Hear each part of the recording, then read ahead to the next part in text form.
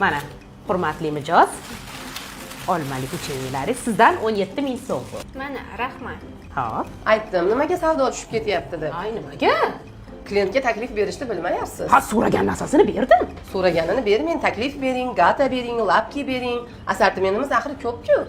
Savdo qilish ham bir san'at.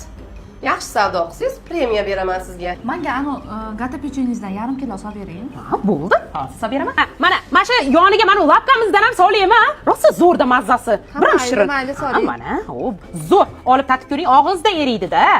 Keyin nima? Shuni yoniga kichkina mana chokomizdan ham qo'shaymi? Yarim kilogina. Nega pishdi bu ham? Mayli, yaxshi ko'raman, qo'shib qo'ying. Zo'rsa so'rayib qo'ying. Xudo xohlasa menga premiyani tanqillatib olib ketaman. Qarang, jichcha joy qolib ketyapti-da. Mana stakanchikdan ham qo'shaylik-da, zo'r bo'ladi-da mana shu hozir. Mayli, qo'shing, qo'shing. Suvda qilaveradi. Qishda premiyani tayyorlayvering. Voy, rahmat. Endi shuni oldiga bitta to'rt olmasangiz bo'lmaydi. Ha, mayli, bering to'rtdan. Mana hurmatli mijoz, sizdan 200 ming so'm bo'ldi. Ha, bo'ldi, rahmat. Hammasini daftarga yozib qo'yasiz. Men Xurshid opani ammasini qizi bo'laman. Pulini keyinroq tashlab ketaman. Ha, yo'q-ey. Ha, yaxshi boring.